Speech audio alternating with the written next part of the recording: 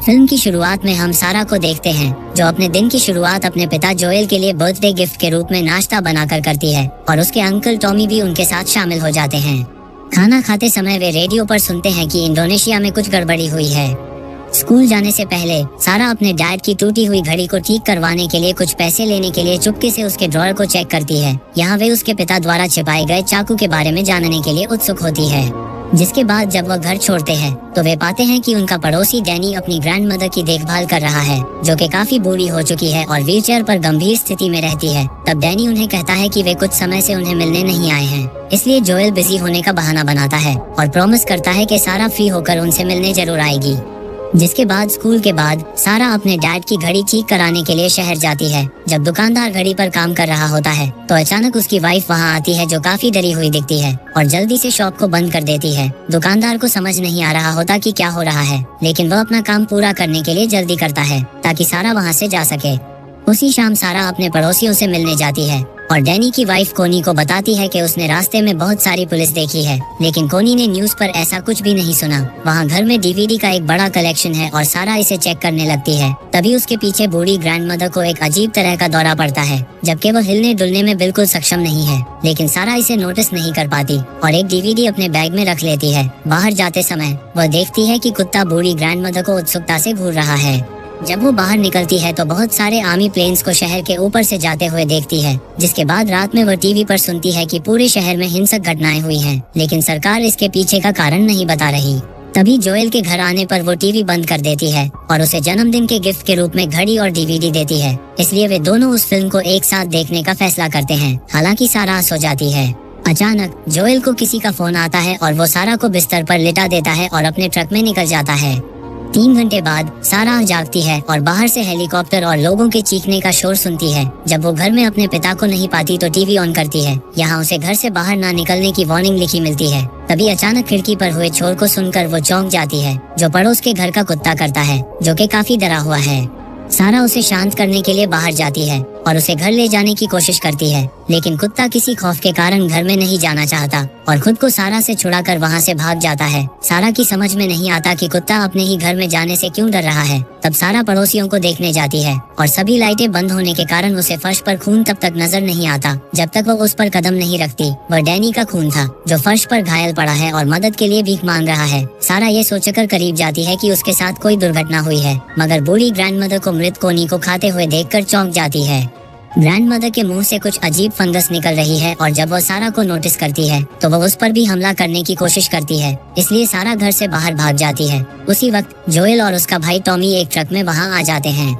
Grandmother उन पे हमला करने घर से बाहर आती है और जोएल उसे मारने से नहीं हिचकिचाता, ये समझाते हुए कि उन्होंने लोगों को शहर में इसी तरह किसी वायरस से इन्फेक्टेड होकर हमला करते हुए देखा है और इसका एकमात्र समाधान इन्फेक्टेड लोगों को मारकर खुद को बचाना। तब वह वहां से ट्रक में निकल जाते हैं और जोएल सारा को बताता है कि वे कहते हैं कि यह किसी प्रकार का वायरस या परजीवी है और शहर के कई लोग इस वायरस से प्रभावित हुए हैं और शायद जब उनके पड़ोसी ग्रैंडमदर को चेकअप के लिए शहर के अस्पताल ले गए थे वहीं से वो भी इन्फेक्टेड हो गई थी। शहर से बाहर जाते समय वे देखते हैं कि एक घर में आग लगी हुई है और लोग लिफ्ट के लिए पूछ रहे हैं, लेकिन जोएल टॉमी को उन पर ध्यान न देने के लिए कहता है। जब वे हाईवे पर पहुंचते हैं तो पाते हैं कि सड़क पर ट्रैफिक जाम लग गया है।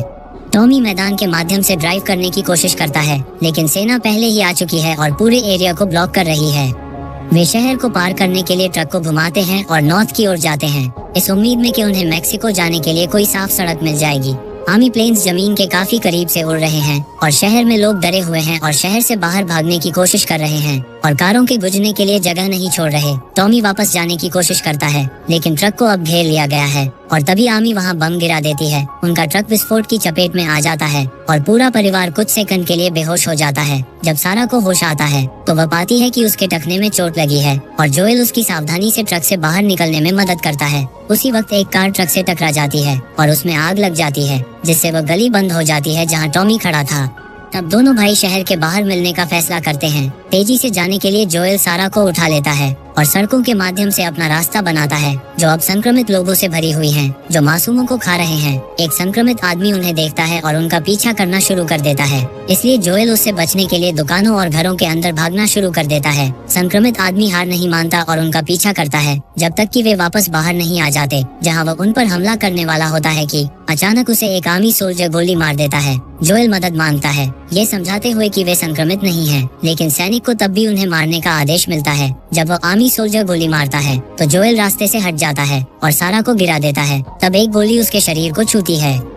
सोल्जर फिर से गोली मारने वाला होता है, लेकिन उसी समय टॉमी वहां आ जाता है और उस सोल्जर को मार देता है। जोएल सारा को देखने के लिए भागता है और यह जानकर टूट जाता है कि गोली ने उसे केवल इसलिए नहीं मारा था क्योंकि गोली सारा के शरीर से गुजर कर आई थी। वह खून को रोकने की कोशिश करता है और सारा को बताता है कि सब कुछ ठीक हो जाएगा, मगर तभी सारा उसकी बाहों में मर जाती है। 20 साल बाद बोस्टन एक क्वारंटाइन्ड बंजर भूमि बन गया है जिसकी सीमाओं पर लगातार सेना की नजर है। लोग सरकार द्वारा दी जाने वाली कोई भी छोटी मोटी नौकरी करते हैं, मगर लोगों के लिए यह एक काफी मुश्किल जिंदगी है। एक सुबह एक छोटा बच्चा जो बाहर खो गया था असाइलम के लिए आता है और सैनिक बच्चे को जरूरी जांच करने के लिए अंदर ले जाते हैं। तब एक सैनिक बच्चे से कहता है कि सब कुछ ठीक हो जाएगा, लेकिन दुर्भाग्य से टेस्टिंग मशीन संक्रमण का संकेत देती है। इसलिए बच्चे को एक घातक इंजेक्शन दे दिया जाता है। कुछ देर बाद बच्चे के शरीर को एक ट्रक पर उस जगह भेज दिया जाता है जहाँ वे संक्रमित लोगों को जलाते हैं। जोएल कभी कभी यहाँ काम करता है और इतने लंबे समय के बाद वो इस बात से परेशान नहीं होता है कि उसे जवान लाशों को आग में फेंकना पड़ता है। वह अक्सर अन्य काम मांगता है जैसे सड़क की सफाई या जिससे भी उसे थोड़ा पैसा मिल सके, मगर गुप्त रूप से वो एक तस्कर के रूप में भी काम कर रहा है। एक दोपहर वो उस जगह जाता है यहाँ बिना परमिशन के क्वारंटीन जोन में एंटर करने वाले लोगों को मौत की सजा दी जाती है। यहाँ उसे एक सिपाही मिलता है जो उससे अवैध चीजें खरीदता है और बदले में पैसे के साथ कुछ सिगरेट भी देता है। सिपाही उसे ये भी बताता है कि उसे एक ट्रक मिल गया है जिसे वह जोएल को बेच सकता है और वे कुछ दिनों में लेन देन करने के लिए सहमत हो जाते हैं, जब रिश्वत लेने वाले सैनिक रखवाली के लिए तैनात होंगे। अभी के लिए सिपाही उसे रात में घर पर रहने की सलाह देता है क्योंकि कुछ लोगों का ग्रुप जिन्हें फायरफ्लाइज के नाम से जाना जाता है शहर में बहुत गड़बड़ी पैदा कर रहे हैं और गार्ड्स को शूट ऑन साइट के ऑर्डर दिए गए हैं। सैनिक जिस ट्रक को देने वाला है उसमें बैटरी नहीं होगी, इसलिए जोएल की दोस्त टेस एक डीलर के साथ बातचीत कर रही है ताकि वह उसे हासिल कर सके।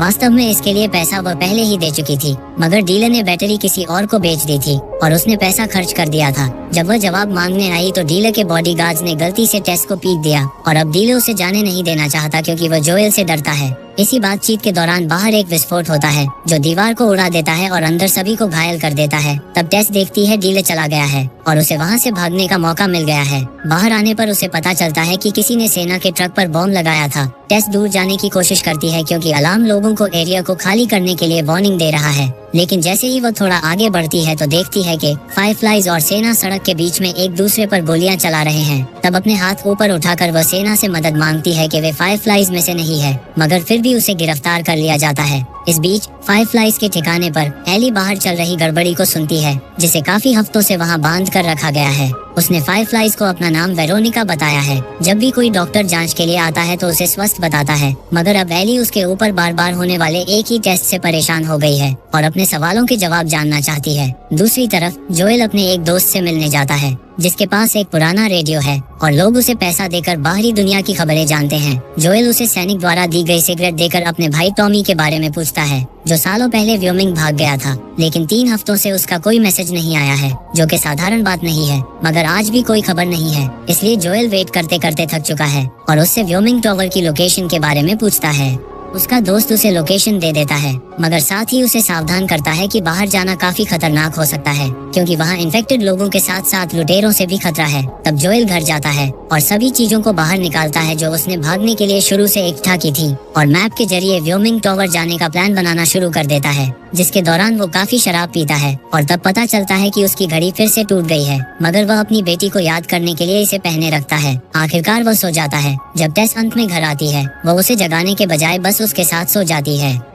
अगली सुबह जोएल टेस को लगी चोटों को देखता है और टेस उसे उसके साथ हुई सभी घटनाओं के बारे में बताती है। जोएल गुस्सा हो जाता है क्योंकि टॉमी को खोजने के लिए उसे बैटरी की जरूरत है, इसलिए टेस उसे यकीन दिलाती है जिसने भी बैटरी खरीदी है उसे खोज लेंगे और बलपूर्वक इसे वापस ले लेंगे। इस बीच फायरफ्लाइज के ठिकाने पर लीडर मार्लिन से उसके लोग सवाल पूछ रहे हैं कि क्यों बिना किसी कारण उन्हें जंजीर से बंधी एक अनजान लड़की के लिए आर्मी के साथ फाइट करके अपने लोगों को खोना पड़ रहा है। तब मार्लिन बताती है कि ऐसा करके वह आर्मी का ध्यान भटका रहे हैं ताकि आज रात वे एली को रेडियो टावर तक सुरक्षित ले जाने के लिए निकल सकें। और वो एक पेपर पर उन्हें इसके पीछे का कारण बताती है कि एली खास क्यों है। दूसरी तरफ जोएल और टेस मुखबिरों को पैसा देकर बैटरी की जानकारी लेते हैं और उसे लेने के लिए एक छिपी हुई सुरंग के माध्यम से बिल्डिंग में एंटर करने के लिए सहमत होते हैं। इस दौरान एली उस जंजीर को तोड़ने की कोशिश करती है जिससे वो बंधी है, मगर तभी अचानक मार्लिन वहाँ आ जाती है और एली को उसका बैग देती है जिसमें उसका एक चाकू भी है जो उसे काफी पसंद है। अंततः वो उसकी जंजीरों को खोल देती है और उसे बताती है कि क्यों वो सबके लिए खास है,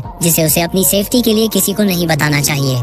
दूसरी तरफ जोएल और टेस बिना किसी की नजर में आए पुराने मेट्रो सुरंगों के जरिए शहर के नीचे से आगे बढ़ते हैं। थोड़ा आगे बढ़ने के बाद वे एक डेड एंड तक पहुंचते हैं। यहाँ असल में बिल्डिंग में एंटर करने के लिए रास्ता होना चाहिए था, लेकिन तब उन्हें बारूद की गंध आती है और फर्श पर खून टपकता दिखता है। जब वे अंत में कॉरिडोर में प्रवेश करते हैं तो वे डीलर और उसके आदमियों को मृत पाते हैं। यहाँ बैटरी को देखकर पता चलता है कि बैटरी खराब थी और वे सभी लोगों के साथ स्कैम करने के लिए मारे गए हैं। तब अचानक उन्हें दूसरे कमरे से आने वाली कुछ आवाजें सुनाई देती हैं और जब जोएल चेक करने जाता है तो एली उस पे हमला कर देती है, जिसे वो जल्दी से दूर धकेल देता है। जोएल एली के चाकू को अपने पैर के नीचे दबा लेता है और मार्लिन और उसके फॉलोअर्स पर ध्यान केंद्रित करता है जिन्होंने पहले बैटरी खरीदने की कोशिश की थी। तब जोएल मार्लिन पर आरोप लगाता है कि वह वही है जिसने टॉमी को उसके खिलाफ कर दिया था, मगर मार्लिन के पास बहस के लिए समय नहीं है और समझाती है कि उन्हें एली को आज रात क्वारंटीन जोन से बाहर निकालने की जरूरत है। चूंकि वह और उसके साथी घायल हैं, इसलिए वह अब ऐसा नहीं कर सकते और मार्लिन चाहती है कि जोएल ऐसा करे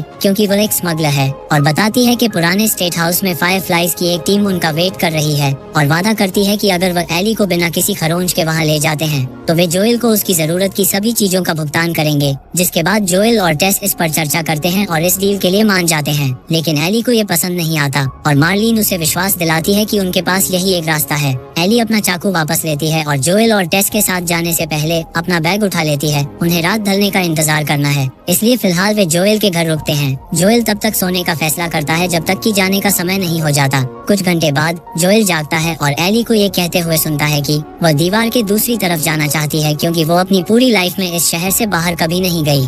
जोएल सोचता है कि एली शहर के किसी इम्पोर्टेंट लीडर की बेटी है, लेकिन एली अपने बारे में कुछ नहीं बताती। उसी समय टेस वहां आती है और बताती है कि जाने का समय हो गया है। आमी लोगों को कर्फ्यू के बारे में याद दिलाने के लिए पूरी रात सड़कों पर गश्त करती है, मगर टेस और जोएल एली को साथ लेकर एक विशेष तस्करी सुरंग के जरिए शहर की सीमा के ठीक बाहर निकल आते हैं। एली को विश्वास नहीं हो रहा कि वह सच में उस क्वारंटीन शहर से बाहर आ गई है और बिना किसी इमारत वाले आकाश को देखकर वो चकित हो जाती है। सेना और मिलिट्री लाइट से बचते हुए तीनों छिपते छिपाते धीरे धीरे आगे बढ़ते हैं, मगर जब वे एक पुरानी दीवार के पास पहुंचते हैं तो एक सैनिक उन्हें देख लेता है। टेस की रिश्वत की पेशकश को नजरअंदाज करते हुए वह आदमी तुरंत उन्हें घुटनों पर बैठा लेता है और मशीन से उनकी जांच करता है। जोएल और टेस ठीक हैं, लेकिन जब वह एली के पास जाता है तो वह अपने चाकू से उसके पैर पर वार कर देती है। सैनिक उसे मारने के इरादे से एली पर अपनी बंदूक पॉइंट करता है और तभी जोएल को वह रात याद आती है जब उसने अपनी बेटी सारा को खो दिया था। तब जोएल सैनिक पर हमला करता है और उसे तब तक पीटता है जब तक कि वो मर नहीं जाता।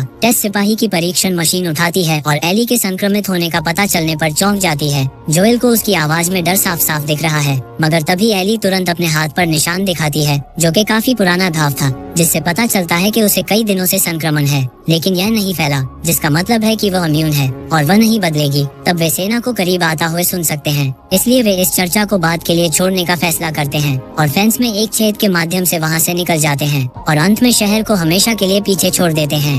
और इसी सीन को दिखाते हुए यह मूवी खत्म हो जाती है।